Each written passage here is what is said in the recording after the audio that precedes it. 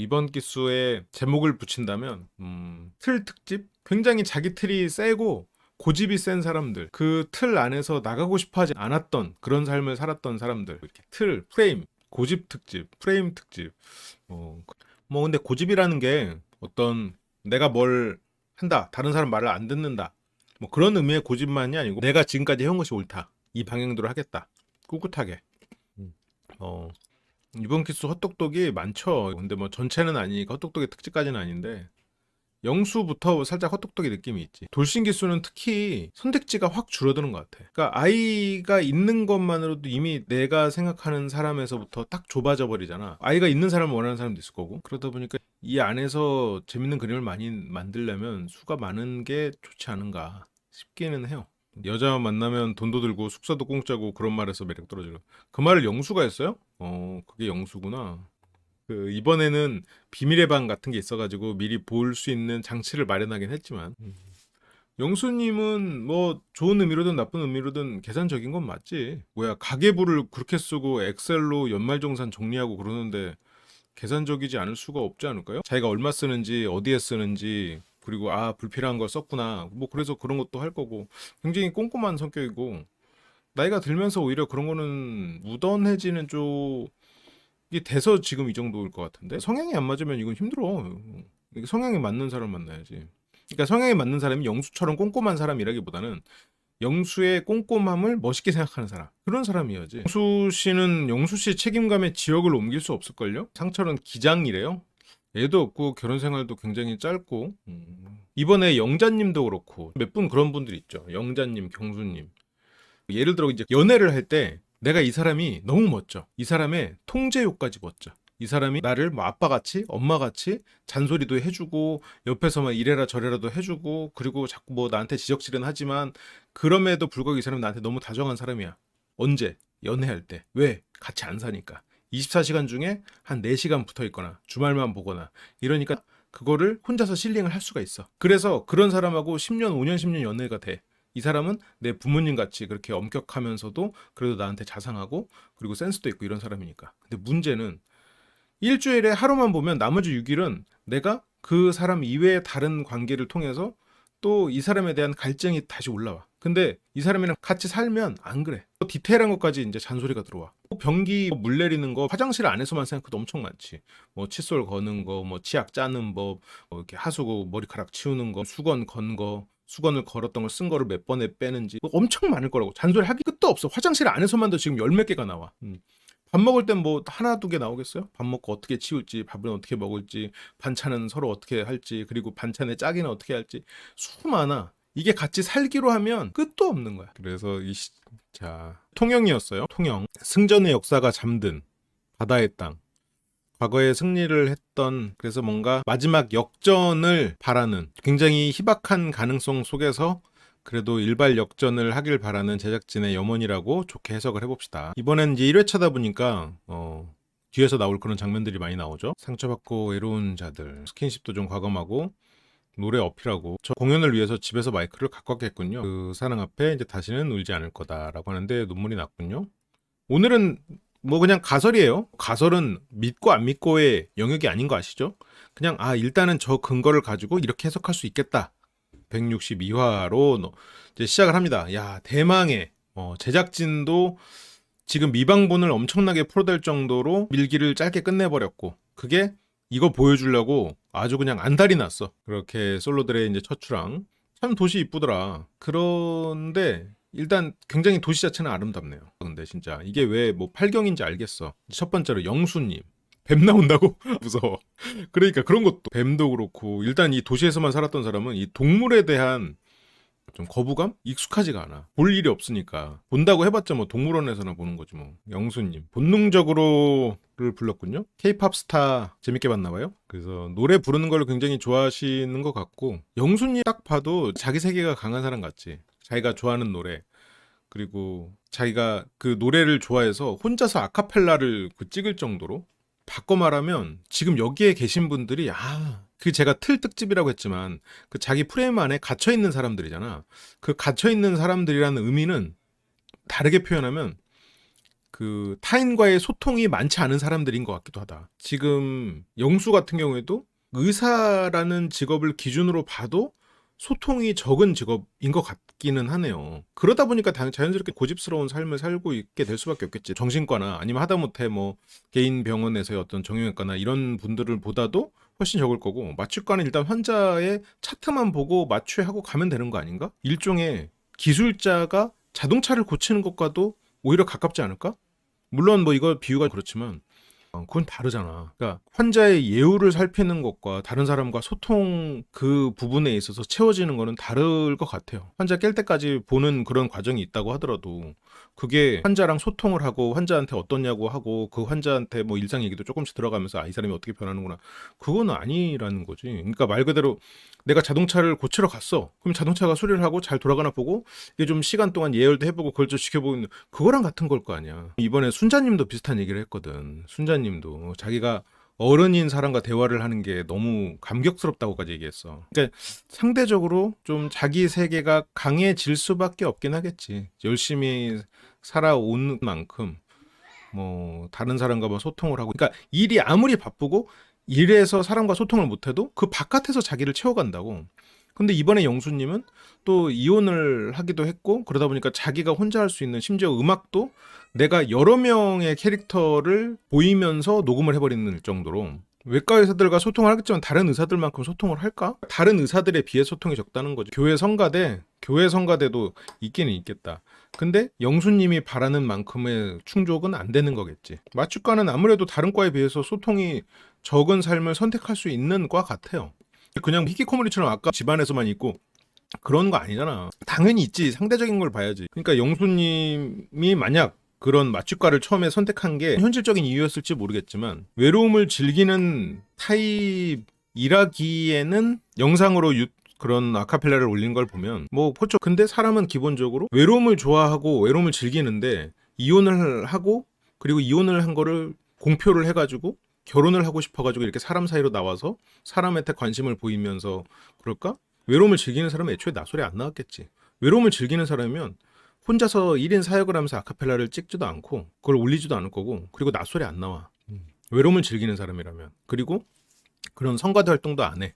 그래서 외로움을 즐기는 타입은 아니야. 오히려 외로움을 채워줘야 하는 그릇이 큰 거지. 그러면 외로움을 더 타는 사람일 가능성이 있어요. 외로움을 타는 사람일 가능성이 높고, 근데 외로움을 타는 사람인데 지금 오랫동안 외로움 속에서 살아가는 거지. 외로움을 느끼는 거는 크게 두 가지인 거예요. 유전적인 것과 상황적인 거를 그걸 빼가지고 결론이 외로움이라는 크긴 건데, 내가 얼마만큼 외로움을 느끼는 인간으로 태어났나, 지금 내 환경이 얼마만큼 외로운 환경인가, 이 두 가지를 비교했을 때 내가 지금 외로움을 느끼는가 안 느끼는가가 나오는 거예요. 이번에 이혼 사유들은 그래도 납득들이 되더라고.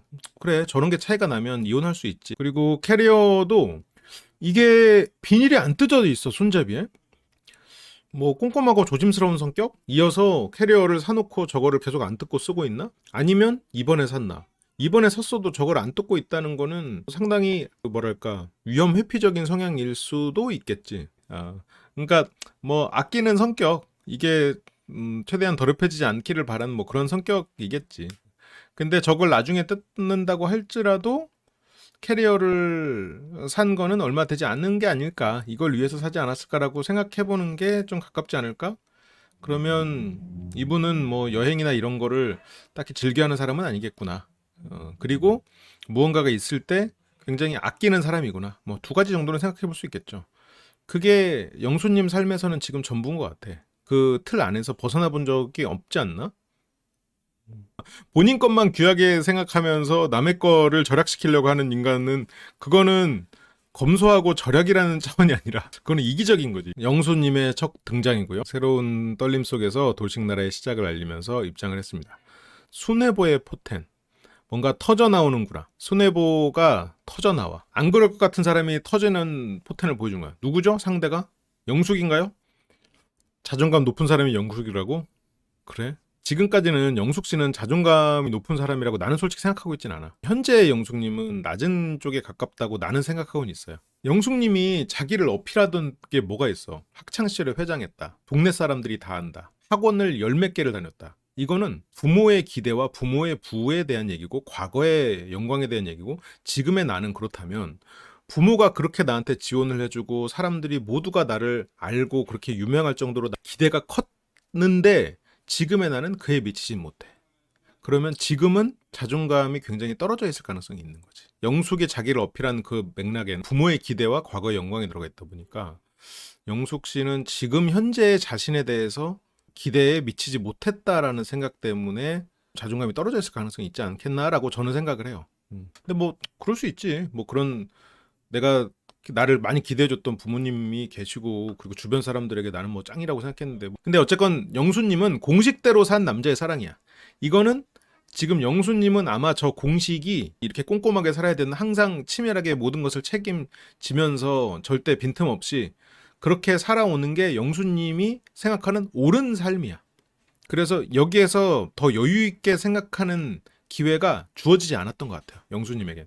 그나마 이혼을 하면서 깨달은 바가 있는 거지. 원래 영수님은 내가 옳은 삶을 사는 데 있어서 양보는 없었던 사람. 이게 직업적으로는 영수님이 너무 멋있는 사람인 거야. 그러니까 영수님이 뒤에서 자기 직업에 대해서 얘기할 때 그런 부분이 드러나거든.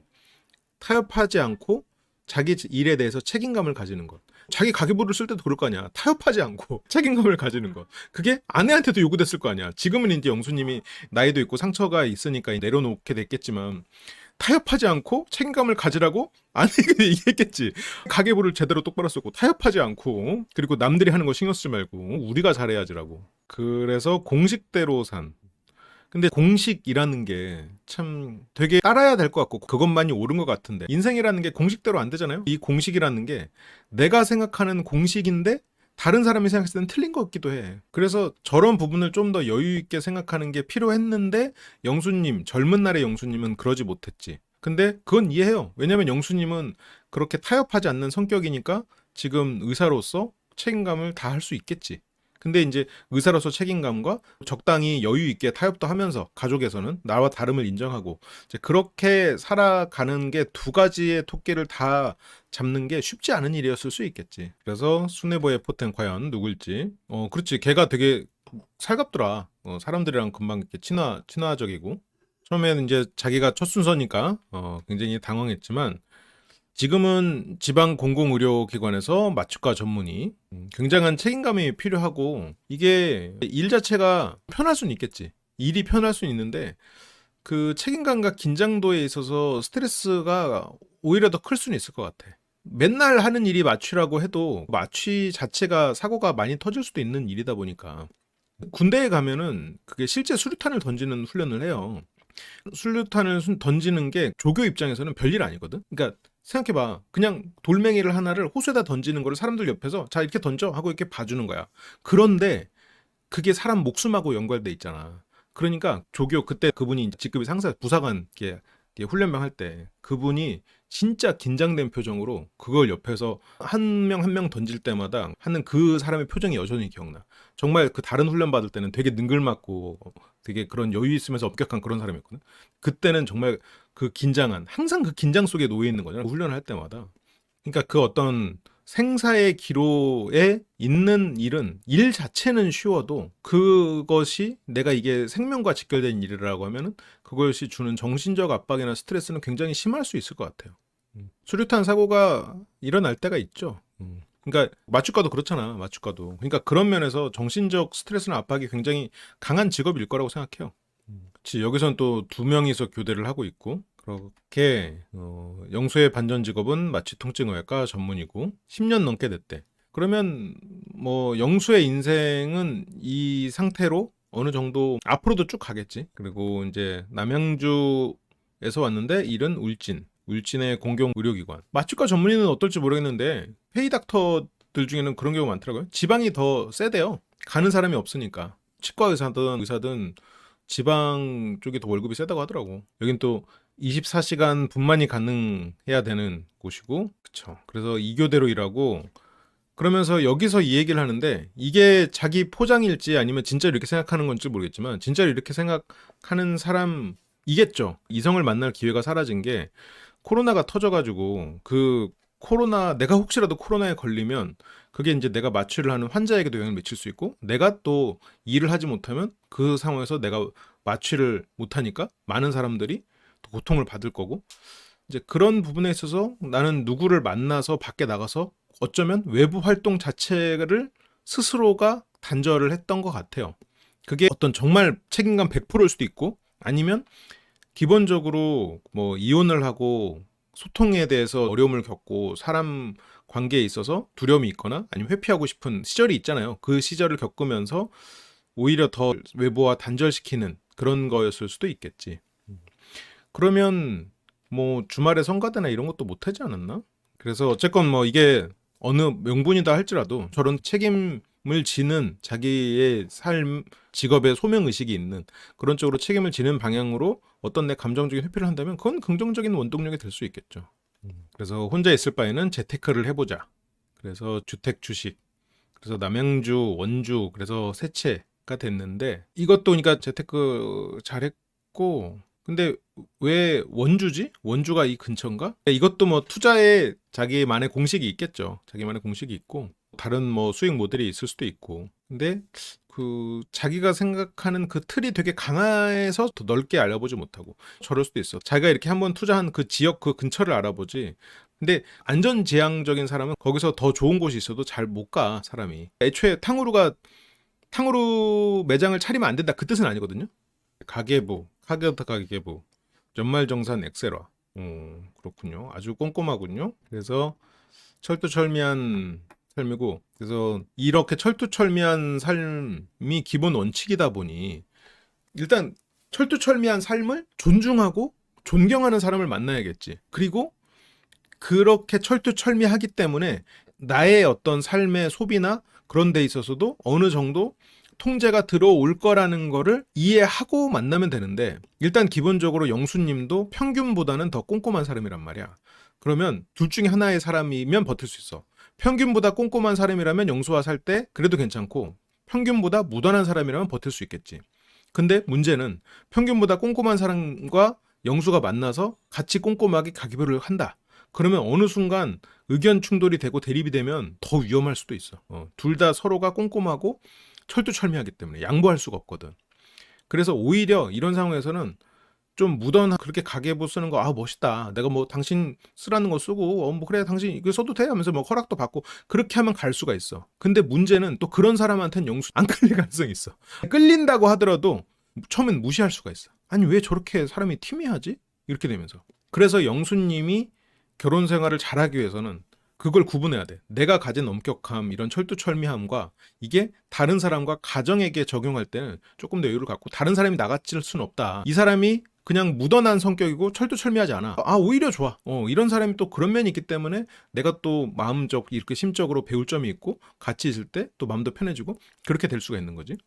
근데 그 과거에 결혼 생활을 할 때 영수님은 그렇지 못했을 거야. 그래서 돈 셀 틈 없는 파워 계획 경제의 깐깐 계획왕이라고. 그래서 사실 나랑 똑같은 여성을 찾기는 쉽지 않잖아요. 그런 면에서 똑같은 여성을 찾으려면 나는 솔로가 아니라 무로부산을 가서 거기서 만나야지. 근데 똑같은 여성을 찾으려는 시도가 잘못된 거야. 물론 그런 걸 바라진 않았겠지만, 내가 철두철미하기 때문에 철두철미한 여성을 만나겠다. 그러려면 둘이서 사고방식 그리고 이런 거를 계산하는 인생의 생활 양식도 다 똑같아야 돼. 근데 그걸 다 똑같이 갈 수가 없어요. 그러니까 차라리 안 철두철미한 사람을 만나서 여유 있고 나를 존경하는 사람을 만나야 돼. 근데 그게 참 딜레마가 되는 거지. 예를 들어서 이건 뭐 뜬금없는 얘기지만 배트맨하고 조커는 실은 굉장히 닮은 사람들이잖아요. 둘 다 정신병자잖아. 배트맨을 정신병자라고 하긴 좀 그런데 어쨌든 굉장히 강력한 트라우마에 시달리고 결핍이 있는 사람이잖아. 둘 다 그리고 굉장히 철두철미하잖아. 일을 이루기 위해서, 목표를 이루기 위해서 철두철미한 정신병자들이란 말이야. 굉장히 닮은 사람들이라고. 근데 그 두 사람이 그러면 둘이 잘 살 수가 있어? 못 살아. 왜냐면 두 사람은 인생의 목표가 다르고 그리고 생활 양식이 다르고 수단이 달라. 그래서 쉽지가 않다고. 나랑 똑같은 사람을 만나는 게 쉽지는 않잖아요. 똑같은 사람을 만나면 그것도 비극이야, 실은. 그것도. 그러니까 똑같으려면 더 똑같아야 돼. 그냥 나랑 똑같으면 내가 이 사람을 뭐하러 만나. 그냥 내가 혼자 사는 거랑 똑같은 건데. 그래서 전처에게 그거를 제가 너무 강요했던 것 같아요. 그러니까 나처럼 살길 바라서는 안 돼. 근데 이제 이 사람한테 가계부를 쓰거나 막 그렇게 시키는 것보다 만약 정말 저런 걸 안 쓰면 못 견디겠어. 그러면 그냥 카드를 주고 이 안에서 써. 이거 쓰고 나중에 카드 내용만 모아서 보자. 뭐 그 정도로 타협하는 게 어떨까 싶기는 하는데 모르겠어. 저렇게 꼼꼼한 사람들의 삶이 어떤지를 잘 모르겠어 가지고. 그 당시에 영수님은 내가 당연히 쓰는 게 가계부니까 이게 뭐가 어려워? 근데 안 쓰는 사람은 어렵다고. 근데 이제 그걸 모르죠. 회계도 그렇잖아요. 경영학과 학생들이 가장 취업이 잘 되는 세부 전공이 실은 회계인데 가장 하기 싫어하는 게 회계지. 근데 정말 가끔 개 중에 한 학년에 한두 명 정도 회계가 재밌다는 놈들이 있어. 실은 나 되게 존경해. 예전에 나 그 일할 때도 같이 회계팀 팀장님이 참 멋있는 사람이었어가지고 굉장히 기본적으로 회계를 잘하는 사람 멋있다고 생각하거든. 근데 이제 다들 싫어하니까 회계 쪽이 취업이 잘 되는 거야. 근데 그 사람이 뭐 나같이 이렇게 평범하게 돈 관리나 이런 걸 봐도 벌써 머리 아파. 이런 사람들이 봤을 때는 이해가 안 되는 거지. 괴물 같아 보이는 거야. 좋은 의미로. 근데 그 사람 입장에서는 이게 왜 이렇게 해가지고 돈 정리하고 딱 떨어지고 계획하면 얼마나 재밌어. 계획대로 되는데 계획한 것대로 떨어질 수 있는 게 어떻게 보면 회계잖아요. 계획도 이루어질 수 있고 사회적인 현상에 정답이 있는 거니까 회계를 좋아하는 사람 입장에서는 되게 좋을 것 같아. 그리고 이게 또 하다 보면 너무 쉬운 거고. 근데 지금 영수님은 어쨌건 내가 그게 문제였구나 라는 걸 그래도 깨달았으니까. 근데 저는 그게 옳다고 생각했던 것 같아요. 그리고 그렇게 어렵지 않은 일이야. 이게 내가 돈을 정해놓고 그대로 그리고 내가 쓴 건데 남이 쓴 거야? 아니 가계부 쓰는 게 뭐가 어려워? 그거 뭐 옆집 순이네 엄마가 썼어? 네가 쓴 거잖아. 그게 왜 어려워? 네가 뭐 오늘 뭐 1,000개를 샀어, 10,000개를 샀어. 뭐 끼케야 10번 정도 쓰면 그게 어려워? 근데 그게 어려워. 그게 어려워. 안 하는 사람은 어려워. 근데 영순 입장에서는 어렵다는 게 이해가 안 가는 거지. 지금 자본주의 사회에서 자기가 얼마를 쓰고 얼마를 버는지 아는 거는 너의 정체성이기도 한 거야. 그래서 그게 생각보다 큰 트러블이 됐었습니다. 그래, 못하는 사람은 못해. 그리고 못하는 사람이 더 많고 회사에서도 보면 회계부서 사람들이 진짜 스트레스 받아. 이거 나가서 이렇게 법인카드로 쓰신 거 이거 좀 갖고 와요. 뭐 이렇게 하면 뭐 영수증 갖고 오라고 해도 영수증도 안 갖고 와요. 이거 썼으면 이거 말을 하셔야지 왜 말을 안 하고 짬 시켰어요. 뭐 몇 달 후에. 이제 와서 처리하려고 하면 어떡해요. 까먹었었어. 아니 이게 그렇게 어려워요? 여기 혹시 회계하시는 분인지 모르겠는데 스트레스 엄청 받아. 이게 어려워요? 이거를 그날 당일만 갖고 와도 되는데 그날 그 달에만 갖고 와도 되는데 이게 어려워요? 회계팀에서 항상 하는 말이잖아요. 그게 어려워요? 내가 하도 많이 들었던 말이어가지고 그게 집안에서의 영수님이었지 않았을까? 그래서 그게 트러블이 됐고요. 제가 지금 돌이켜보면 실수를 한 게 아닌가. 그쵸? 그 실수지. 나의 삶의 방식을 상대한테 강요할 수는 없는 거니까. 내가 생각했을 때 너무 옳은 일이어도 실제로 그것만 옳은 건 아닐 수 있으니까. 그리고 교회 성가대 출신이지 지금 성가대에 못 가는 상황일 거 아니야. 성가대 활동을 오랫동안 못 하지 않았을까? 지금 영수님의 삶을 생각해보면 코로나가 터지면서부터는 못했을 거고 그 전에도 어떤 직업적 특성상 못했을 가능성이 있지 않을까 싶기도 해요. 성가대 출신인 것이 그 당시에는 사람과 소통이 많았을 수도 있겠지. 상대적으로 사람과 소통도 많고 그 안에서 노래를 부르면서 그 사람들에게 다른 사람들에게 내가 의미가 되고 그런 일들이 있었는데 코로나가 터지면서 다른 사람과의 소통이 극단적으로 줄어버렸을 수도 있겠다라는 생각이 들어요. 근데 그게 어떤 이혼이 계기가 됐을 수도 있겠죠. 그 교회를 다니는 분들 입장에서는 성가대 출신이라고 그러면 자랑일 수 있지 않을까? 종교가 다른 사람들 입장에서는 성가대 출신 이랬을 때는 별로 느낌이 없죠.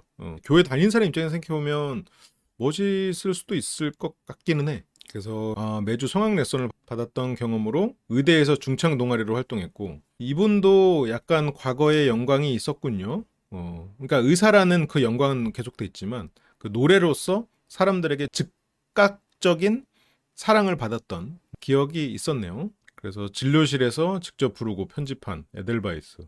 이게 참 어려운 일이야. 그치? 저 진료실에서 몇 번을 불렀을 거 아니야. 그럼 노래에 대해서 열정이 있네요. 근데 그만큼 그 노래라는 게 다른 사람과의 소통 창구였고 과거에 내가 사람들과 잘 어울렸던 그 시절의 흔적이고 영수님도 지금 현재 과거의 영광을 곱씹으며 혼자라는 틀 안에 갇혀서 세상으로 나가고 싶은 마음이 있지만 그 자기 틀을 어떻게 깨야 될지를 모르는, 과거에 내가 옳다라고 생각했던 것이 옳지는 않았을지도 모른다는 의심은 생겼지만 어떻게 해야 될지를 모르는 그런 상황에서 낯설 출연을 결심한 거겠네요. 저는 장거리나 이런 것보다 종교 문제는 극복하기가 더 어렵다고 생각해요. 나는 장거리? 나는 극복 가능하다고 생각하거든요. 뭐 좀 덜 만나고 힘내면 되지. 종교를 극복한다는 거는 참 어려운 일 같아요. 장거리다. 이것도 극복 가능하거든. 근데 종교가 너무 달라가지고 이렇게 독실하다. 그래서 주말마다 종교 활동을 했다. 이거는 난 좀 힘들 것 같아. 그거는 서로 맞는 사람끼리 만나는 게 맞지 않나. 그런 생각이 좀 들어요. 자아실현을 이루며 사는 영수의 이상형은 자존감이 높은 여성, 자존감이 높은 사람. 그래서 자존감이 높은 사람이 결국 자기 부모님도 사랑할 수 있고 자기 자신을 자랑스럽게 생각하는 여성. 그래서 이런 여성을 최고로 생각한다. 그렇게 얘기를 했거든요. 그래서 자기 자신, 자기 부모님도 사랑할 수 있고 라는 게, 그러니까 자존감이 낮아가지고 막 부모와의 관계도 안 좋고 그런 사람들에 대해서 부정적인 생각이 있다고 생각할 수는 있겠죠. 그러니까 독실한 기독교인은 독실하다는 것 자체가 굉장히 큰 이 사람의 스펙이거든. 그러니까 종교가 없는 사람 입장에서는 그 종교적인 믿음을 스펙으로 본다는 그 개념을 이해하기가 힘들어요. 물론 종교인으로서 제가 지금 하는 비유를 들으면 야 그걸 비유할 걸 해라라고 생각하겠지만, 그냥 무교인 입장에서는 그렇다고, 그냥 그건 개인의 일이 왜 그게 스펙이야? 라고 무교인 입장에서 생각해. 그런 종교에 대해서 독실한 사람들은 그 독실함을 스펙으로 생각해. 그런 부분에 이런 사상이나 이런 것도 결국 이렇게 통하는 사람끼리 만나는 게 좋은 것 같아요. 그래서 영수는 어쨌건 가족 간에 화목하고 그렇게 자기 자신을 자랑스럽게 생각하고 이제 이런 여성을 최고로 한다고 했죠. 그러면 이게 진짜 영수의 진심이고 저게 마음속 깊이 새겨진 마음이다라고 하면 지금 한 명은 제외됐을 거야. 옥순 제외됐습니다. 근데 이제 뭐 봐야죠. 봐야지. 근데 지금으로서는 제외가 됐지만 나중에 그거에 대해서 사연을 듣다 보면 다시 아니 내가 오해했구나 생각하고 다시 올라올 수는 있어. 통화를 엄마랑 안 했으니까. 가족 간의 사이가 안 좋구나 아니면 어떤 사연이 있구나라고 일단 생각을 하는데, 그 사연을 파헤쳐서 이 사람이 그렇지 않구나를 깨달을 만큼 5박 6일은 길지 않아. 다른 대안이 있어. 다른 대안이 있다 보니까 굳이 옥순이 친한 친구랑 통화를 했는데 그런 부분을 일단 머릿속으로 옥순 씨는 가족과의 사이가 안 좋거나 뭔가 있구나 라고 생각하고 일단 머릿속으로는 옥순 씨는 제외하고 생각을 할 가능성이 높겠지. 지금 인터뷰에서 이런 얘기를 했던 게 머릿속에 깊게 박혀 있다면. 그 자리에 있는 남성분들이, 근데 이제 옥순 씨가 뭐 외모나 다른 부분에 있어서 워낙 또 훌륭하시니까 그런 부분을 커버할 수는 있겠지. 근데 그거 다른 부분으로 커버가 된다고 해도 일단 이 사람들 머릿속에도 지금 어느 정도 가설 하나는 세워졌겠지. 근데 영수가 지금 이렇게 말하는 거, 지금 꼼꼼한 성격 이런 거를 보면은 캐치를 했을 가능성이 있겠죠.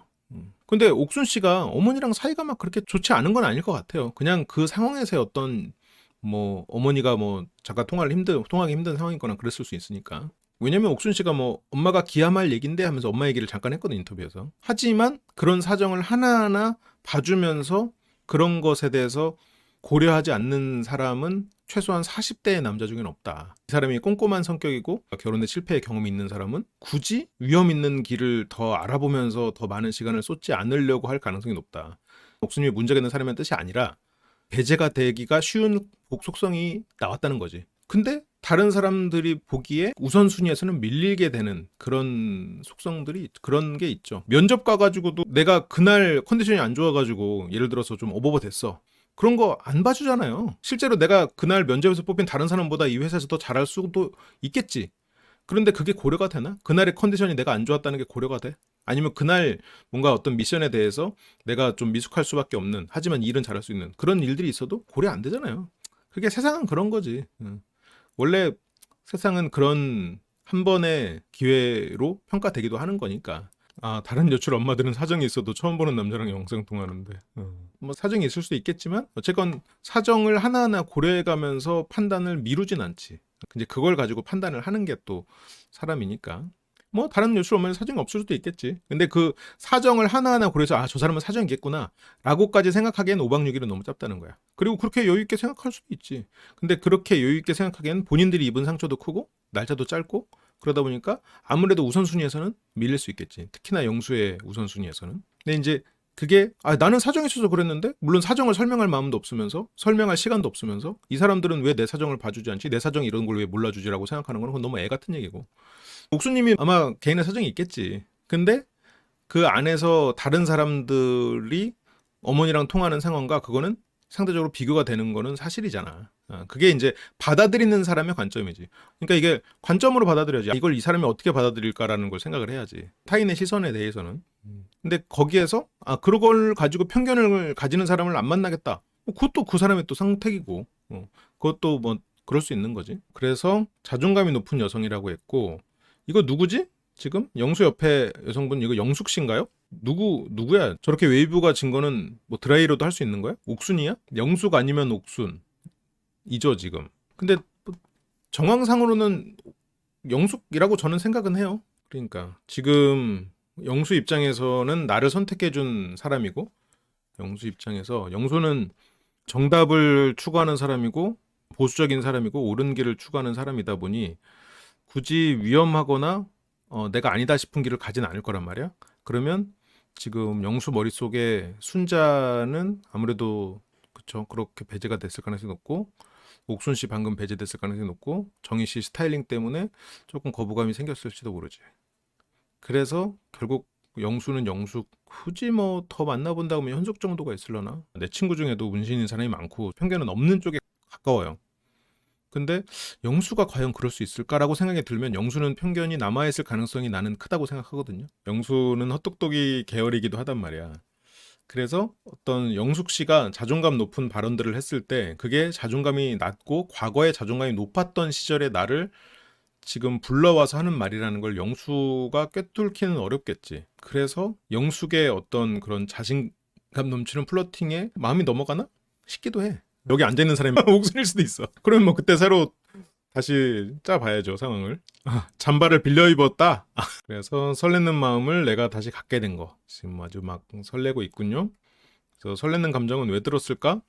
라고 하는데 영숙님은 그렇게 엄청나게 좋아하는 것 같지는 않아요. 영숙님이라고 가정하에 그분으로 꽉 차 있냐라는 거에 꽉 찼대. 그 우리가 헛똑똑이 특집에서 보긴 봤지만 보통 이제 그런 분들이 거의 직진하죠. 그리고 또 뒤로 뭐 딴짓하지 않고 간보지 않고 또 그런단 말이야. 이번에 영수님도 좀 그러지 않을까? 반추해보면 14년 만인 것 같다고. 그렇게 이제 14년 만에 찾아온 영수의 설렘, 수네버. 두 번째는 이제 곡선보다 직선. 곡선보다 직선이면은 말을 돌려하지 않고 팩폭 박아버린다는 얘기. 팩폭 전문가. 경상도 사나이. 거기다 이제 경상도 사나이야. 일단 말이 세다라는 게 아닌가. 그래서 고향은 포항이군요. 해병대 출신. 해병대를 나와가지고 그래서 끝나면 공차고 여자한테 다정다감한 스타일은 아니고 그래서 경상도가 표현이 이런 게 다르고 우리는 얘기했다 치는데 여기는 못 느끼는 걸 수도 있고 그러면 이 정도면 굉장한 표현이지. 옥순 옥순이구나. 마음은 표현했는데 상대가 이제 모르는. 그래서 눈도 못 마주치는. 2020년 1월 결혼 후 같은 해 5월에 이혼. 그럼 4개월이네. 참 4달간. 근데 이혼을 어차피 할 거면 뭐 과감하게 빨리 하는 것도 방법일 수는 있겠지. 그래서 5개월 만에 갈라서서 혼인신고는 하지 않았고 그러면 뭐 높은 확률로 아이가 없을 가능성이 있겠죠. 그리고 여기서 이제 성격 차이, 장서 갈등. 그러면 이것도 결국 성격 차이 아니야? 그 장인 장모님과의 성격 차이, 아내와의 성격 차이. 영호님도 자기의 어떤 성격을 양보하지 못하는 장소 갈등도 많아요. 이 용어 자체가 익숙하지 않아서 그렇지 많죠. 그치? 이 단어 자체가 고부 갈등이란 단어만큼 그렇게 막 많이 쓰이지도 않고 이러다 보니까 그렇지. 실제로는 많지. 제가 실은 두 번째인가 사회 봐줬던 거의 초창기에 사회 봐줬던 제 군대 후임이 있거든요. 그 친구도 결국은 장서 갈등으로 이혼을 하더라고. 그런데 이제 재혼을 해서 잘 살고 있어요. 재혼을 잘 살고 있는데 장소는 장모만 얘기하는 거예요? 상철님이나 영훈님이나 남자분들 중에는 결혼 생활이 정말 짧았던 사람이 많다. 여자분들 중에는 지금 영자님 정도가 짧았지. 옥수님도 결혼 생활 자체는 뭐 없었으니까. 장소 갈등 자체는 진짜 많아. 그 용어 자체가 익숙한 용어가 아니어서 뭐 그럴 수 있지. 영호같이 남자다운 사람이 장서 갈등이라니 어색해 보여요. 남자다우니까 장서 갈등이 더 나는 걸 수도 있는 거야. 뭔가 그 양보하거나 맞추거나 장인 장모를 예를 들어서 뭐 윗사람, 그러니까 윗사람이라고 생각하지 않는 거지. 친척이라고 생각하고. 장인장모가 예를 들어서 조금 이렇게 내 딸을 더 위해 주길 바랬거나 아니면 이렇게 윗사람으로 좀 뭐 영호가 느끼게 군림하려고 했을 때 그거에 대해서 뭐 그 앞에서 맞춰주거나 이러지 않으니까. 그러니까 더 생겼을 수도 있지. 그 당시엔 갈등이. 음, 그래, 그치. 이게 뭐, 이게 남자답다라는 표현이 이제 좀 폭넓은 의미를 가지잖아요. 그러니까 오히려 그러니까 그런 상황 형형 때문에 갈등이 일어날 수도 있지 않을까? 그러니까 이게 내 아내의 부모님, 내 남편의 부모님이 그 내 부모님은 솔직히 자기 부모님은 친구처럼 지내기도 하잖아요. 근데 이제 보통 내 아내, 내 배우자의 부모님은 어쨌건 깍듯하고 어른으로 모셔지기를 바라는 경우도 있단 말이야. 이제 그런 부분에서 조금 충돌이 있을 수 있지. 그러니까 내가 부모님을 그렇게 막 모시면서 살지 않았던 사람이고 내가 자유롭고 내가 항상 존중받았는데 내 배우자의 부모님은 되게 어른으로 막 모셔야 되고 그냥 내가 생각했을 때는 그냥 내 배우자의 부모님이 그냥 친척 정도 그냥 어른 그 정도로 생각했는데 거기서 이제 기대치가 달라서 충돌하는 경우도 있더라고. 아, 맞벌이 가정이 늘어나서 양육을 장모님이 하는 경우가 늘어나서 장소 갈등이 늘어났다. 아, 근데 시시콜콜 따져야 될 걸 안 따지니까 너 이런 걸 안 따지고 이런 걸 넘어가나 이런 거 좀 신경 쓰게라고 했을 때 아니 나한테 이런 지적까지 해? 그거에서 굽히지 않으면 장소 갈등이 생길 수 있겠지. 응. 이런 것도 좀 신경 쓰고 이런 것도 좀 챙겨주게 우리 딸이 좀 이렇게 힘들어 하지 않나? 라고 들으면 아니 지금 우리가 부부지 제가 뭐 장모님이랑 결혼했습니까? 그렇게 되면서 충돌이 날 수도 있겠지. 뭐 쓰이는 용처는 장모 위주로 쓰이는 걸 수도 있겠지. 그래서 어쨌건 이혼의 경험으로 더욱 확고해진 착하고 성격 안 센 분들. 그러면 성격이 굉장히 센 사람이군요. 그리고 나쁘다고 기억되고 있구만. 영호가 성격이 셀까? 뭐 말은 센 것 같은데 성격이 센지는 좀 봐야 되겠는데. 그런데 저렇게 말을 했다는 건 실은 저 반대에게 끌린다는 얘기일 수도 있어. 성격이 세고 착하다기보다는 뭐 차가운? 차갑고 성격 센 사람에게 끌릴 수도 있어. 그거에 가까운 사람이 있긴 있는데 상대방에게 자녀 뭐 일단은 뭐 영우 입장에서는 결혼 생활 4개월 했는데 갑자기 뭐 아이 그것도 나이가 어느 정도 있을 거 아니에요. 그런 아이를 키운다는 건 좀 어려울 수 있겠지. 그래서 결혼 후엔 자녀를 가지고 싶다. 일단 영수는 아이가 없을 것 같고 영수는 근데 아이가 없을 가능성이 있는 것 같고 영호 없을 것 같고 영식 있고 영철 있고 광수 없고 상철 없고 경수도 없을 거 아니야. 영숙 없고 정숙 없겠지? 순자 있고 영자 없을 거고 옥순 있고 현숙 있고 정이 있고 그렇지 않나?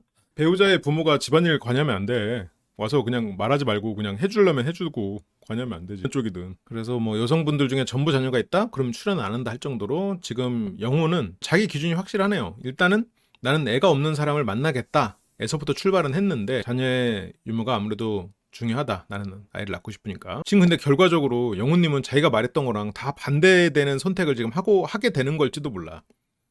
지금 영훈님 아까 이상형 착하고 성격 안 센 분들이라고 했는데 이런 말은 그런데 옥수님 착하신 분이죠. 착한 분이고 그런데 이제 굳이 분류하자면 뭐 착하지만 차갑고 성격도 조금 센 부분이 있잖아요. 옥순 씨가 그래서 착하고 성격 안 센 계열은보다는 성격이 세고 조금 차가운 옥순 거기다가 심지어 아이도 있는 영호님 다 자기가 말했던 거랑 반대되는 사람한테 지금 가가지고 어필하고 있네? 일단은 뭐 그 출연 안 한다고 했지만 자녀 유무가 중요하다고 했고 지금 영호님은 자기가 말했던 거랑 다 반대되는 선택을 보여줄 것 같아요. 영호가 굉장히 나름 고집이 있고 자기 안에 틀이 있었는데 그거를 딱 깨는 모습. 이번에 제작진은 자 그래 니네 세계 강한 거 알겠는데 자 한번 우리가 깨줘 볼게. 이래도 안 깨나 보자. 라고 지금 제작진과 출연진들의 승부가 아닌가. 출연자들의 틀을 과연 제작진이 다 깰 수 있을 것인가. 최소한 영호는 깨질 것 같은데? 영호님은 지금 거의 깨진 것 같은데요? 그렇게 이제 세 번째 남자는 이제 병진이 형이죠. 영식 씨는 뭐 하는 사람일까요? 뭐 하는 사람인지 나왔나? 안 나왔지. 직업이 뭐길래 문이 두 개인 차를 가지고 다니지? 문이 두 개인 차가 이상한 건 아닌데 아이가 있는데 특이한 것 같아. 영업은 장사 날리는 치킨집 사장님 뭐 세컨 차량일 수도 있겠지. 고객으로 만난 사람이랑 결혼했다고 그랬지? 그러면 진짜 영업인가? 맞아. 고객으로 만난 사람이라고 그랬어. 자동차 파는 사람? 아, 설의 옷 색깔 같네. 헤어질 결심을 되게 인상적으로 봤나? 신발까지 파란색으로. 이게 오신다고 좀 맞추신 것 같죠? 불러다오. 그러면 성장을 못했다는 얘기 아니야? 성장형이라 불러다오는 성장을 했다는 얘기야. 못했는데 좀 불러주면 안 되겠니라는 거야. 그렇고 성장형이라 불러다오는 성장이 완성까지는 안 됐고 약간 그 번데기에서 나비로 이제 나오려고 하는 데에서 5박 6일이 끝났나? 유쾌한 긍정의 남자. 뭔가 성과가 없는 것 같기도 하다. 초반보다 후반 더 성장했다는 뜻인데 근데 불러다오라는 게 이제 초반보다 후반이 성장했지만 그게 그만큼 또 결실이 안 됐나? 왜냐면 이게 성장을 하는 그런 과정이 사람들은 성장한 상태의 사람을 원하지 성장하고 있는 사람을 원하지 않거든. 특히나 지금 한번 갔다 오신 이런 분들 입장에서 성장하고 있는 성장형 이런 케이스를 그닥 선호하진 않을 것 같아.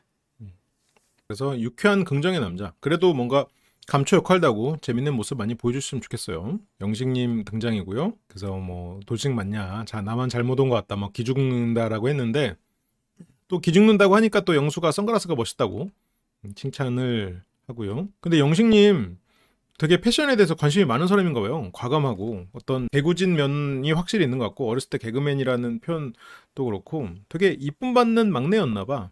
자기가 하고 싶은 거 하는 대로 다 하고 그렇게 살아왔던 그치 뭔가 학창 시절에 남들 앞에 나서는 걸 유독 좋아했고 그래서 연설하는 것도 안 무섭고 재밌다는 얘기도 많이 듣고 전처와의 결혼은 직원으로서 고객을 만나러 긴장된 마음으로 응대하러 나갔던 자리. 직원으로서잖아. 그러면 진짜 뭔가 사장으로서도 만날 수 있는 거고 직원으로서 만날 수 있는 거고 약간 그런 건가? 그래서 술도 함께 저녁 안 먹었으면 같이 먹죠라고 하면서 그날 사고를 쳐버렸군요. 굉장히 충동적이고 과감한 선택이었네요. 여러분들 제가 거짓말 할 수가 없어 한 겁니다. 좋게 봐주세요라고 지금 눈빛으로 하소연하고 있죠. 자 이해해 줍시다. 자 과거의 일이니까요. 그래서 2013년 결혼하고 2017년 4년간 결혼 생활을 했네. 10년 전에 결혼. 연애 2년 결혼 4년 했으니까 11년에 만나가지고 그러면 벌써 뭐 오래됐다. 전날 사고 친 거 말하면 안 된다는 건 상사가 있는 직업이라고. 그래서 귀책 사유가 전처에게 발생하여서 이혼하게 됐다. 초등학교 4학년 딸이고 허니문 베이비 같이 영식 친구들은 뭐 딸이 워낙 성숙한가 봐요. 조숙한가 봐. 어린 나이에 이제 부모가 이혼을 하고 엄마의 귀책 사유로 엄마가 떠나가는 경험을 한 아이니까 좀 빨리 크죠. 그래서 여동생 어딨냐라는 얘기를 들을 정도로 딸이 이제 성숙하고 조숙한 딸한테 알리니까 거기 다른 이모들이랑 친해져가지고 같이 손잡고 그럴 수도 있는데 그러니까 딸이 초등학교 4학년인데 나중에 나 컸을 때 간섭하지 마. 나도 간섭 안 할게라고. 딸이 뭐랄까 맹랑한 애가 아니고 아빠를 배려해 주는 거죠. 딸이 조숙한 거지. 조숙한. 초등학교 4학년이 벌써부터 간섭 안 받으려고 저런 말을 하겠어. 아빠를 배려하는 말이지. 영식님이 약간 철없는 사람일 수 있겠다는 생각은 들어요. 근데 뭐 혼자서 딸아이를 이렇게 키우면서 딸아이랑 눈높이 맞춰서 이렇게 친구처럼 지내는 거는 영식님으로서는 또 최선을 다하는 삶이지 않을까 싶기는 해. 정님이 싫어하실 것 같은데 아빠 편한 대로 하라고. 그리고 이상형은 자기가 이제 막내라 그런지 살짝 막내 티를 못 벗은 느낌도 있고 그러면서 좋아하는 게 운동선수, 군인, 뭐 배구선수, 태권도 하는 여자들. 뭐 여기서는 뭘 걸크러스라고 딱 정리를 했는데 장우혁이랑 갖다 대면 어떡해. 그래서 아무튼 저는 예쁘다라는 표현 잘 안 써요. 멋있다라고 표현하지. 영식님은 카리스마 있고 자기를 품어줄 수 있는 그런 어른스러운 사람을 찾는 것 같아요. 그 멋있는 사람은 이번에 굳이 따지면 정숙님 아니에요? 지금 그 묘사에 부합하는 사람은 정인님인데 정인님이 만약 없었다라고 하면 그나마 지금 이 묘사에 부합하는 사람이 영식님이 바라는 그런 센 거랑은 다른 것 같아. 정숙님은 지는 걸 싫어하고 생활력이 강하고 그런 면이 있는데 지금 영식님이 생각하는 거는 조금 더 직관적인 강력한 같아요. 직관적으로 강력해 보이고 그런 쪽인 것 같아. 그리고 나를 지켜줄 것 같은 그런 강인함 보이는 그런 면에서는 어쨌건 정인님이 가장 부합할 것 같아요. 근데 정인님 의견도 중요한 거니까요. 이쁜 거는 뭐 딱히 중요하지 않다. 그래요. 영식님이 어쨌건 좋은 결실이 있으면 좋겠는데 조금 불안불안하죠. 성장형이라 불러다오라는 측면부터. 그래서 이곳에서 멋있는 여자를 만날 수 있기를 만나긴 했죠. 물리적으로 만나긴 했지만 독립적인 여자를 원한다는 의미에서의 멋있는은 아닌 것 같아요. 조금 더 외적인 면에 가까운 것 같아. 외적인 면에. 왜냐면 멋있는 여자로 묘사된 게 군인, 배구 선수, 태권도 선수 뭐 이랬거든. 그러니까 배구 선수는 어때?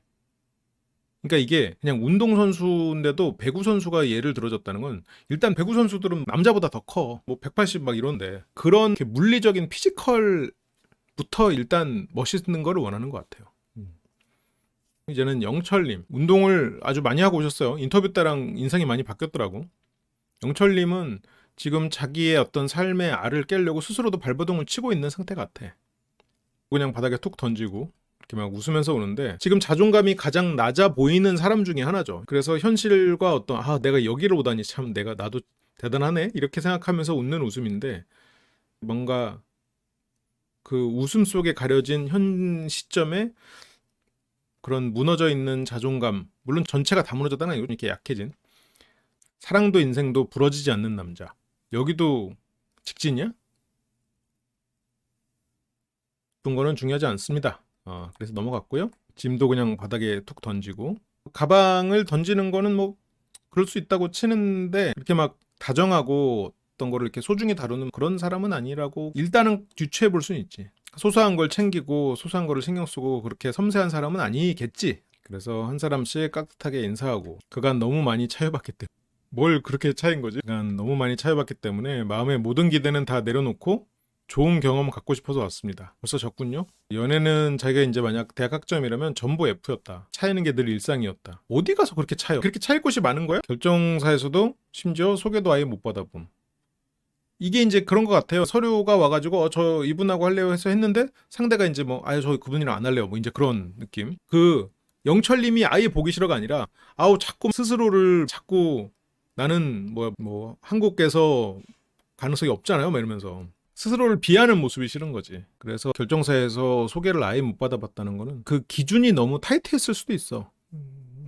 내가 아이가 둘이 있는 상태인데 예를 들어서 뭐 상대는 애가 없어야 된다거나 뭐 영철님이 그런 건 아니었겠지만 그러니까 뭔가 현실적으로 불가능한 그런 조건들을 기존 전제로 깔아놨을 수도 있겠지. 그래서 뭐 키 작죠, 아이까지 있죠. 그래서 대한민국에서는 제 상품성이 떨어지죠. 이러면서 이미 너무 막 포기해버린 걸 이렇게 하더라고. 그래서 인터뷰 당시에도 똑같은 얘기지. 표정까지. 근데 영철님 보면 이 인터뷰한 것과 이번 출연의 그 차이가 어느 정도 되는지 모르겠는데 지금 저렇게 무너져버린 자존감 그리고 괴로운 상황 그래서 운동을 굉장히 열심히 해서 그걸 극복을 하려고 애를 쓴 것 같기는 해. 그러니까 영철님도 자기 틀을 벗어나는 법을 몰라서 그냥 무식하게 운동만 하겠다 그렇게 해서 벗어난 게 아닌가 싶기는 해요. 근데 영철님의 아이들과의 관계를 들으니까 이해는 가. 아까 이 장면 볼 때 도대체 저렇게까지 자기 비하를 해? 아니 영철님 이게 그냥 외모나 이렇게 피지컬이 막 그렇게 부족하지 않잖아요 지금. 그리고 여기 나온 사람 정도면 어쨌건 뭐 직장이나 이런 것도 어느 정도 안정적일 거 아니야. 근데 왜 저렇게까지 해? 그러니까 일단 막 자기 비하하고 그렇게 막 낮추고 이러면 꼴 보기 싫잖아. 안 돼도 차라리 그냥 자신감 있는 게 낫지. 그치. 나도 이 뒤에서 보니까 이해가 가더라고. 이게 그래서 일본 만남까지 알아봤는데 되게 뭐 비쌌다. 그래서 키도 작고 지금 가진 것도 많이 없고 이 얘기까지 들을 때마다 너무 듣기 싫은 거야. 아니 군인 많이 없으면 뭐 없는 대로 그 안에서 뭐 또 좋은 사람 만날 수 있는 거고 안 만날 거면 안 만나든가. 일본 만남을 뭐 주선하는 업체가 있나 보죠. 직업은 아직 안 나왔을걸요. 결혼 생활은 한 10년간 유지를 했고 교제는 반년 교제하고 10년 결혼 생활을 하면서 첫째 아이가 생겨가지고 자연스럽게 결혼. 그러면 아이가 이제 10살 때 헤어진 거네. 그래서 2020년에 이혼했고 지금 4년간. 그래서 자연스럽게 결혼을 했는데 성격 차이로 합의 이혼으로 마무리를 했는데 아이를 아빠가 키웠어요. 그러면 책임감이 굉장히 강한 사람이지. 그래서 초등학교 6학년, 4학년. 그러면 이제 중학교에 이제 들어가기 시작하는데 큰딸은 1년 전부터 그러면 3년을 키운 거야. 3년을 두 아이를 키웠어. 10살부터 13살까지 아빠가 키웠어. 그러면 이제 13살 보통 아이들이 혼자서 목욕을 하는 그 나이가 뭐 빠르면 초등학교 4학년 그리고 나이가 늦은 애들은 뭐 중학교 2학년까지도 간다고는 하더라고요. 이 남녀의 차이가 또 있잖아요. 초등학교 6학년이 되면 초중형이 시작하기도 하고. 그러니까 이 딸도 아빠가 불편한 거야. 그러니까 아빠가 얼마나 우리를 위해서 희생하고 아빠 너무 고생하고 진짜 우리밖에 모르고 살아오는 사람이라고 생각하고 감사하는 마음도 당연히 있겠지만 초등학생 마음에 당장 엄마가 필요해. 내가 떠나면 아빠가 불쌍하긴 하거든. 근데 당장 나한테는 엄마가 필요해서 어쩔 수 없었겠지. 딸 입장은 이해해. 애들이니까 당연히 그럴 수 있고 필요했을 거야. 근데 아빠 입장에서 생각해보자. 10년간 결혼 생활을 하는 동안 지금 영철님 성격에 뭐 자기를 위한 삶을 그닥 살았을 것 같진 않거든요. 그리고 지금 이혼 과정에서 내가 다 아이를 다 떠안을 정도의 선택을 했단 말이야. 아이를 위해서 인생을 거는 선택을 했단 말이지. 근데 3년간 아이를 키웠는데 첫째 아이가 엄마한테 가겠대. 아내를 잃은 것도 괴로운데 첫째 딸 내가 3년을 키웠는데 첫째 딸이 사라져. 그러면 이거는 솔직히 물론 영철님이 근데 우울증 오는 것도 당연해. 왔어도 왔을 법도 해. 그러면 우울증이 오면 어때? 상실로 인해서 우울증이 오면 무기력에 빠져 사람이. 뭘 하기가 싫어져. 그냥 계속 자고 싶거나 모르겠거나. 그치 두 번 이혼한 느낌이 들 거라고. 그러면 둘째 아이에 대한 책임감이 있어도 자꾸 이렇게 내려놓게 돼. 해야 될 일을 안 하고 그냥 이 시간에 내가 존재하지 않는 사람으로 나를 만들어버리고 싶은 거란 말이야. 그래서 첫 1년 전부터 전처가 양육하고 엄마한테 애가 첫째가 엄마한테 가겠다고 했잖아요. 저게 아빠 입장에서는 엄청 상처였을 거라고. 이건 어쩌면 나는 저게 이혼보다 더 큰 상처가 됐을 수도 있다고 생각해요. 그래서 그런 상황에서 내가 지금 둘째를 케어해야 된다는 건 머리로는 알아. 그런데 그게 몸이 안 움직여. 내가 지금까지 모든 것을 바쳤던 아이들의 존재인데 얘가 어느 순간 엄마한테 가겠대. 떠나버리는 거야. 그러니까 둘째 딸을 키우는 것도 지금 못 키우는 거야. 지금 본인이 무기력에 빠져버렸어. 원래 이혼을 하고 아이들이랑 크면 이 떠나간 그 사람의 빈자리를 남은 사람들끼리 나눠 가져요. 아버지가 사라지면 아버지의 빈자리를 자식하고 아내가 나눠 갖는 거고 어머니가 사라지면 어머니의 빈자리를 나눠 가져. 다른 그 부녀와는 다르게 아이들에게 의지하는 마음도 있는 거야. 그 마음을 가진 상태에서 첫째 딸이 사라졌으니 이건 두 번째 이혼을 겪은 거라고. 그러다 보니까 우울증이 왔다니까 그럼 무기력에 빠질 수밖에 없는 거지. 그러니까 이제 지금 둘째 딸을 부모님과 함께 양육을 하는 거예요. 부모님들이 그래서 키워주는 거야. 부모님 시킬 거면 왜 데려와서 이게 아니라 3년간 열심히 했는데 그게 너무 상실감과 박탈감이 와서 무기력에 빠져버린 거야 지금. 그래서 이때 인터뷰 나오고 낯설 나오고 이러면서 운동을 시작을 해가지고 지금 몸을 만든 게 아닌가 싶어요. 아, 나 정신 차려야지. 열심히 해야지. 나도 뭔가 해야지. 이대로 포기하면 안 돼. 라고 생각하고 뭔가 한 것 같아.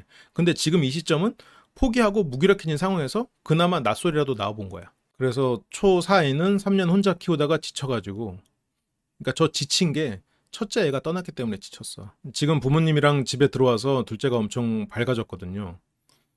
그러니까 이 둘째 입장에서는 상실을 경험했어. 둘째야말로 지금 아빠만큼 상실을 경험한 입장이야. 엄마 떠났지, 언니 떠났지. 아빠는 무기력하다고 정서적으로 지금 무너졌지. 그러니까 둘째는 지금 소중한 사람들이 한 명 한 명 한 명 무너져 버린 상태야. 그러다가 지금 할머니 할아버지들이 같이 오니까 그러니까 다시 밝아지는 거야. 아, 이걸 놓치지 말아야지. 이분들에게 훨씬 더 잘해 보여야지. 더 잘 보여야지. 라고 더 밝은 모습을 보이고 그리고 실은 아마 정서적으로는 그런 누군가가 떠나는 거에서 두려움은 커져 있을 상황이겠지. 그게 지금 둘째의 상황일 거란 말이에요. 아, 이거는 그냥 난 유추야. 그렇다는 건 아니고. 그래서 지금 둘째가 지금의 상황이 너무 행복한지 아무도 만나지 말라고 하더라고요. 둘째가 왜 이런 말을 하는지 알겠지, 그러니까. 물론 어리니까 그래. 어리니까 당연히 그럴 수 있고. 근데 둘째는 아빠마저 떠날까봐 두려운 거야. 지금 아빠는 어떻게든 삶의 활력이나 에너지를 높여서 뭔가를 다시 삶을 살고 싶어. 지금 내가 아닌 것 같거든.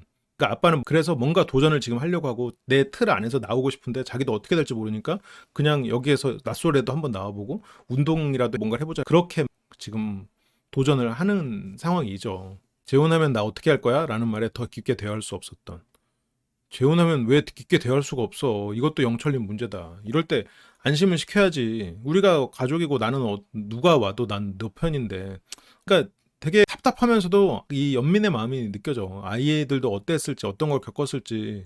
이 사람도 연애 별로 안 해봤다고 하잖아요. 여성의 마음을 모르니까 자기가 어떻게 해야 지금 마누라랑 대화가 될지, 내가 뭘 해야 될지 답답하고, 아유, 모르겠고, 난 일이나 열심히 하면 어떻게 되겠지, 뭐, 그냥 그렇게 계속 살아온 사람인 것 같아. 그게 되는 사람이 있는데, 영철님은 어려웠을 것 같긴 해. 재혼하면 나 어떻게 할 거란 말이야.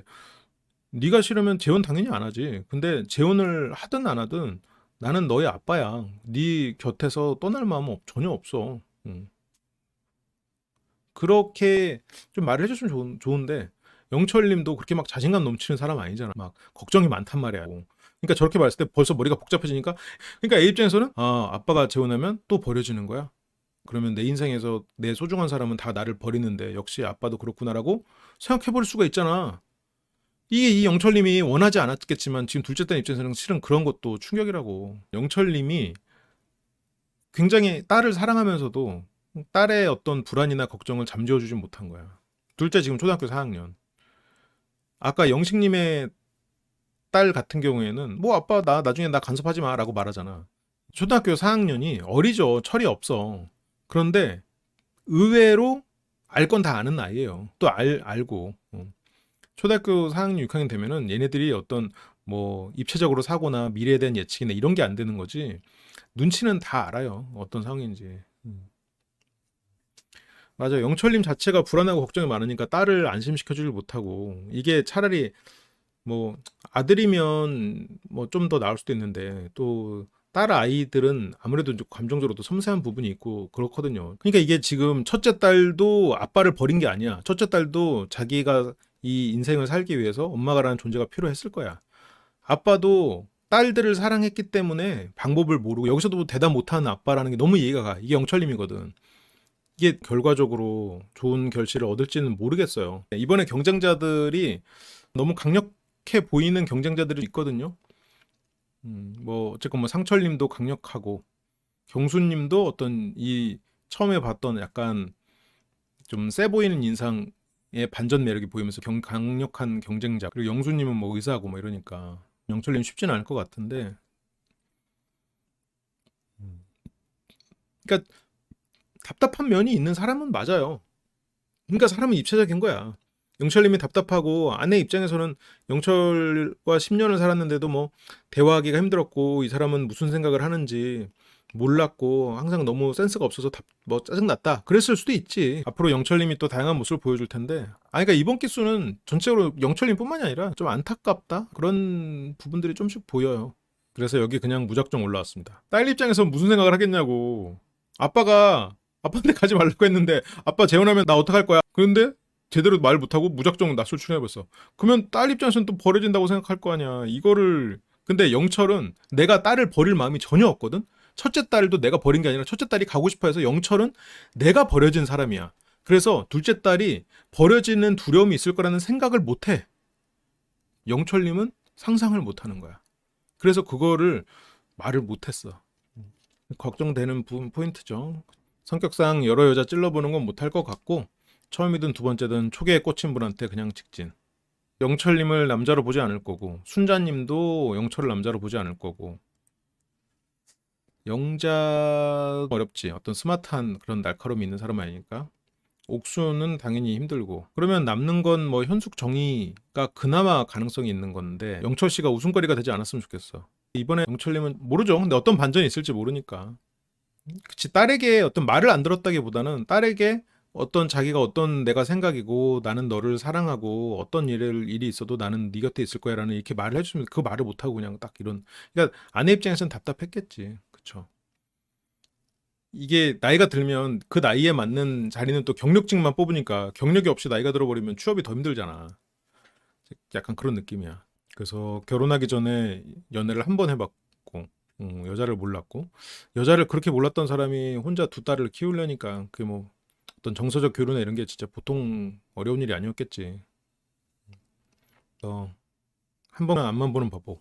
누가 혹 들어왔군요. 파격적인 반란이라고. 그래서 기대해 보겠습니다. 저게 이제 딱 당기면 이게 쫙 차르륵 하면서 딱 펴지는데, 그게 간장으로 쓴 하트인가? 저 족자가 설마 간장으로 쓴 하트 족자 그건가? 그 다음으로 등장하는 게 광수죠. 광수. 다재다능. 알고 보면 실속의 남자. 광수가 누구한테 매력을 느낄지는 모르겠는데, 뭐 일단은 영자님이 관심 있어 하는 것 같아요. 알고 보면 실속, 다재다능. 알고 보면 실속, 뭔가 누구랑 뭐 광수가 이제 영자를 어떻게 보느냐에 따라 다르겠지. 실속을 얼마나 차리나 봅시다. 그리고 이제 영식님이 요리 잘할 것 같다. 근데 사람 잘 본다. 요리를 한식 위주로.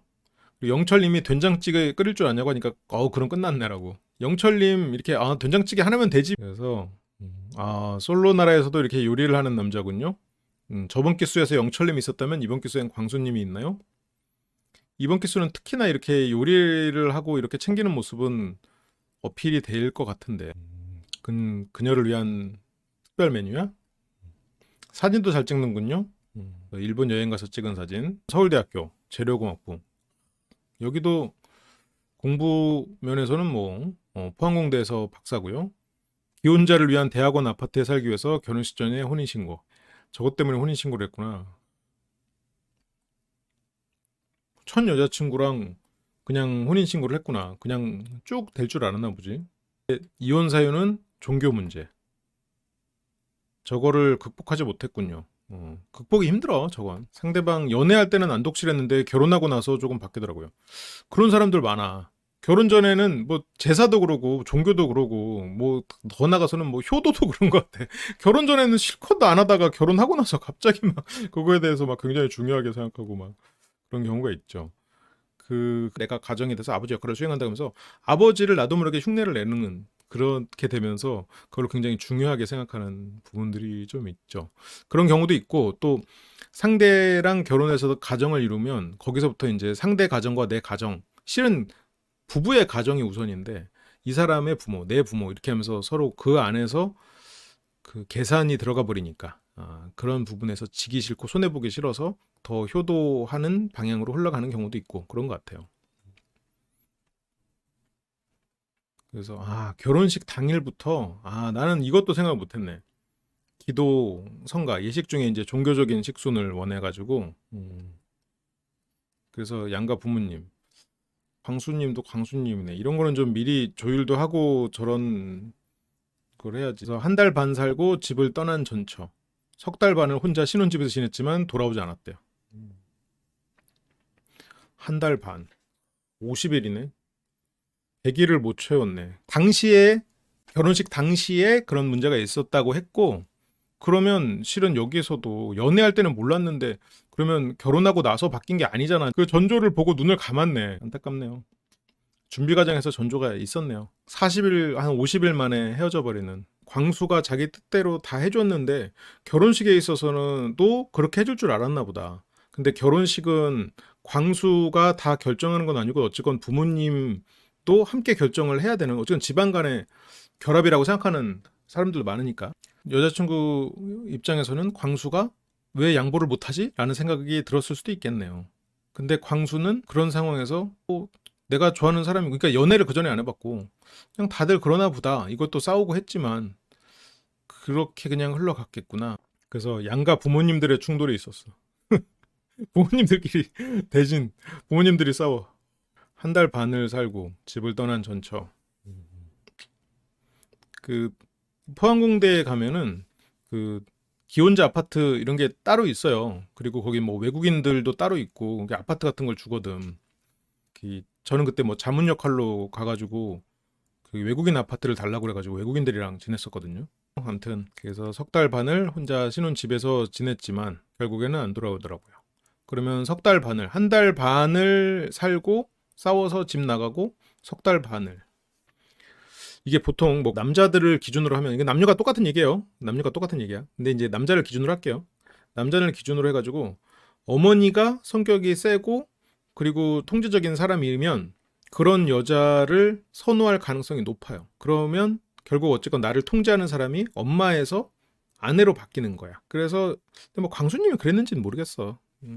근데 이제 문제는 엄마는 나를 통제하면서 나를 떠나지 않지만 아내는 나를 통제하다가 통제에서 벗어나면 떠나지. 그리고 통제 자체를 좋아하는 게 아니고 나를 통제하려는 성향이 있는 사람이 나를 인정해 주는 거를 바라는 거거든. 그러면 여기서도 어쨌건 종교나 이런 걸로도 그 고집이 꺾지 않고 결혼을 하는 과정에서 양가 부모님이 싸울 정도면 실은 이 두 사람의 골이 좀 깊어졌겠지. 그리고 그치 뭐 여자친구 입장에서는 뭐 아내지 전 아내 입장에서는 또 다른 이유가 있었을 수도 있고 광수 씨의 전 아내 입장에서는 광수 씨는 내 말을 잘 들어주고 나를 배려해주고 그냥 공부하고 그냥 순딩순딩한 사람이었어. 근데 종교 문제로 엄마 아빠들끼리 싸워버린 거야. 그러면 이제 광수 입장에서도 장인 장모 되게 싫어. 그리고 종교에 대한 거부감이 더 커졌을 거야. 저놈의 종교 때문에 우리 엄마 아빠가 뭐라고 가가지고 싸우고 이건 너무 심한 거 아닌가? 광수 입장에서는 그렇지. 그래서 광수 입장에서는 그러면서 더 싫어졌을 거고 아내가 종교 활동을 하는 게 더 거슬렸기 때문에 더 눈에 띄었겠지. 그러니까 결혼하고 나서 바뀌었다고 광수는 말하지만 그래봤자 실은 한 달 반이야. 그러면 주말에 종교 활동을 했다고 해도 실은 5번밖에 안 돼. 근데 그 5번을 자주여서 문제가 아니라 더 거슬렸겠지. 우리 부모가 반대했던, 우리 부모와 그렇게 상처를 줬던 것을 저렇게 하네? 그러니까 광수도 그거에 대해서 예민하게 반응했을 거고, 아내 입장에서는 그 전까지는 되게 순딩순딩하고 공부하고 착했던 광수가 갑자기 그렇게 달라졌다, 예민해졌다 라고 생각하면서 네가 감히? 결혼해주면 감사한 줄 알아야지 네가 감히? 야 됐어 꺼져 하고 집을 나가버린 그런 일들이 벌어진 게 아닐까라고 생각은 들어요. 그러니까 이제 그 아내의 입장에서 생각해보면 광수가 결혼해서 변했다라고 할지도 몰라. 광수가 결혼하고 나니 갑자기 나의 어떤 종교 활동에 대해서도 태클을 걸고 우리 부모님도 욕하고 막 그랬다라고 할 수도 있어. 그치.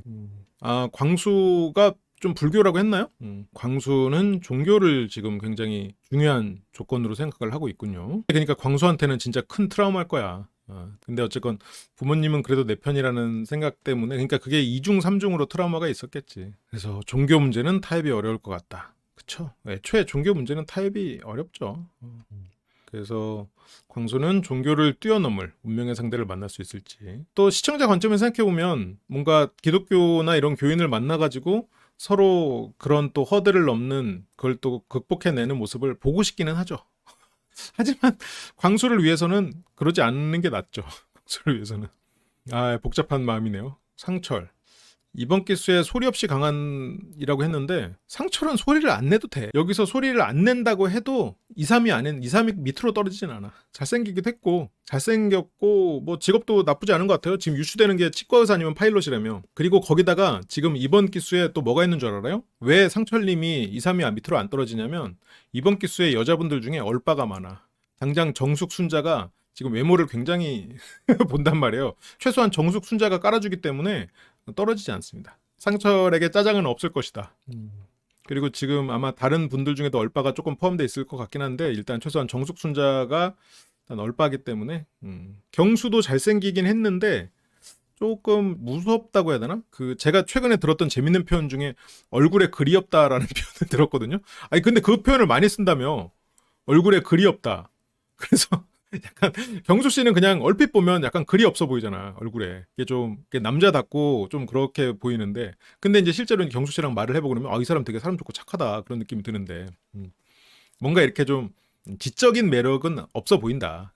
그런 좀 자상하고 친절하고 지적이고 이렇게 차분한 약간 그런 계열이 아닌 것 같아 보이니까 지금은 사람들이 조금 거리를 두지만 나중에 이제 그 경수님의 어떤 다정함 그리고 이 사람의 어떤 넓은 시야, 센스 이런 걸 보면은 또 사람들이 좋아하겠죠. 먹물량이라고도 하는군요.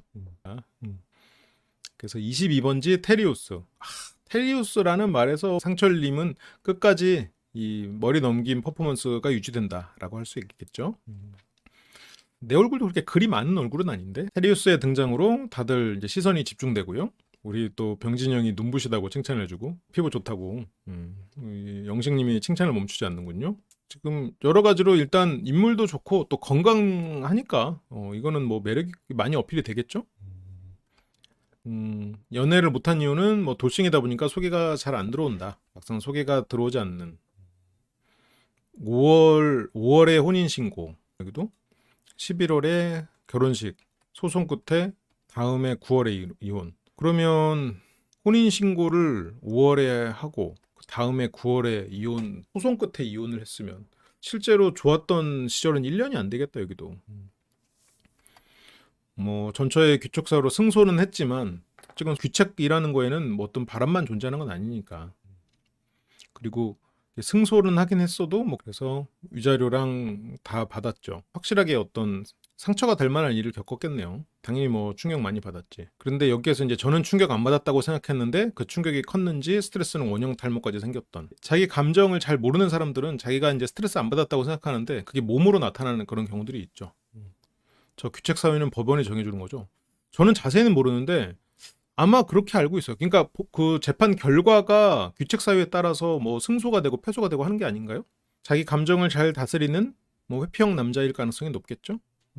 근데 그 회피형이라는 게 무조건 나쁜 것만은 아니니까 그게 이제 어떤 식으로 나타날지는 한번 두고 봅시다. 스스로가 컨트롤이 잘 되면 뭐 돌싱이 끝날 때까지 이 모습을 쭉 유지할 수도 있겠지. 그래서 거짓말을 당해서 거짓말하지 않는 솔직한 성격. 이번에 밝은 사람 누구 있지? 뭐 지금까지는 뭐 다 밝은 모습만 보이는데 그 밝은 사람 별로 없는데. 그리고 자 선호. 하긴 뭐 상철은 지금 거의 뭐 그 결혼 생활이 없었잖아요. 1년밖에 안 됐잖아. 그러니까 뭐 아이가 없을 테니까. 그러면 더 또 추려지네. 만약 이거를 끝까지 고수한다고 했을 땐 일단 아이가 없는, 그래서 나도 아이가 없으니까 그렇게 다 나온 줄 알았는데 경수라는 이름이 아주 오랜만에 등장을 했습니다. 제 기억 속에 경수는 한 분인데 그 어떻게 보면 가장 훌륭한 피지컬. 그 피지컬로 따지면 그 황금 라이터가, 이게 라이터, 큰 라이터가 변신해 이렇게. 그래서 다들 이제 7대 6인가를 생각했지만 그 7대 7이었죠. 짧은 해와 다부진 인상. 이게 의상이나 이런 거를 세련되게 했는데 약간 저기에 왠지 파우치를 들고 다녀야 될 것 같은 그런 느낌이란 말이죠. 그러니까 일단 배우자를 선택하는 데 있어서는 살짝 바로 선택하긴 조금 더 알아보자 이렇게 조심하게 되는 그런 면이 있죠. 그래서 나이스 가이. 다정한 게 죄라면 그는 유죄 인간. 이건 아주 그냥 앞으로 경수님에게 일어난 일 그대로 쭉 묘사를 해온 거죠. 근데 나이스 가이면 또 한편으로는 실속이 없는 경우가 많아. 나이스 가이들은 또 어떻게 될지 모르겠지만, 안양에 사는 제 친한 동생, 자기가 맨날 안양 타이거스라고 한다는 그 친구가 살짝 이런 스타일이에요. 처음 보면 좀 무서워. 그리고 정장도 이렇게 정장 자주 입고 다니고. 그런데 그 친구만큼 유머 감각이 좋고 또 세상 친절한 친구가 또 없지. 그래서 경수는 어떤 사람이냐? 순천에서 태어났지만 송파에서 쭉 살았고요. 그리고 중고등학교 때 캐나다에서 3년 반 유학생활. 이름이 시몬이었군요. 결혼은 어떻게 한 거냐? 전처가 군대도 다 기다리고 6년이나 연애를 했어. 야, 이랬는데 퇴직하기 전에 보통 결혼하시려고들 많이 하시죠, 부모님들은. 상견례하고 2달 만에 결혼을 했고 20대를 함께했던 전처와 6년 연애, 그리고 5년간 유지. 결혼도 뭐 금방 끝나진 않았네요. 그래도 5년간 유지를 했으면. 그러나 전처의 귀책 사유로 2019년에 이혼. 전처 입장에서는 경수 씨가 첫사랑은 아니었을 수는 있겠지만 경수 씨 군대도 기다리고 그렇게 순애보적인 사랑을 했는데 뭔가 그 자기가 더 이상 남들과 다르게 경험하지 못한 그런 어떤 청춘? 그런 거에 대한 아쉬움이 있었던 걸까? 뭐라, 이건 너무 소설이야. 그래서 뭔가 그래서 조정을 많이 했는데 협의 이혼을 못했대요. 예를 들어 이런 소설을 써보면 어떨까? 전체가 귀책이 있어. 그런데 경수 씨가 그냥 헤어지자. 야, 됐다. 나는 너를 더 이상 이제 신뢰가 없다. 헤어지자. 근데 이제 아내는 미안해. 내가 실은 너를 처음부터 지금까지 너밖에 없어서 그냥 내가 너무 이런 유혹에 넘어갔나 봐. 내가 미쳤었나 봐. 한 번만 봐줘. 근데 경수는 자기가 군대 때까지도 나를 길어따려 주던 그렇게 내가 신뢰했던 그 사람이 이랬다는 게 용납이 안 돼서 결국 그러지 못하고 이렇게 흘러갔나? 라고 그냥 이것도 그냥 이거는 정말 소설의 소설이지 어떤 근거도 없습니다. 네. 그래서 아내 쪽은 이혼을 하고 싶지 않아서 협의 이혼을 못한 게 아닌가 싶기도 해. 그 문제라기보다는 난 그런 쪽이 떠오르긴 했어요. 그냥 소설이야. 한쪽은 이혼을 원하고 한쪽은 이혼을 원하지 않으면 협의 이혼이 안 되니까. 그리고 그렇게 이혼을 하고 싶지 않은 사람이 왜 그런 실수를 했어? 라고 하면서 이 사람 자체에 대한 이제 실망을 하는 거지. 그렇게 6년간 나를 기다려주고 믿어줬고 그렇게 우리가 신뢰로 맺어진 관계라고 생각했는데 라고 하면서 실망이 된 게 아닐까? 재산적 문제가 아닐 것 같아. 재산적 문제는 아니지 않았을까 싶긴 해. 그래서 경수의 매력 포인트는 유머러스하고 자상하고 연애를 하게 되면 모든 것을 맞추고 그래서 상대방에게 완전히 맞춰주는 편. 그럴 것 같아요. 시야도 넓고. 그래서 을은 아니지만 을 같은 연애라고 했지. 아침은 물론이고 머리를 말려주거나 퇴근 후 클렌징, 기초 화장품을 발라주거나 마사지 해주는 걸 좋아합니다. 이건 뭐죠? 한글에서 작성됐나요? 이거 이럴 땐 우클릭해가지고 하면 되는데요. 그래서 남녀 무관하게 기본적으로 나이스. 그럴 것 같아. 경수님은 진짜 나이스한 사람일 거는 같거든요. 지금으로는.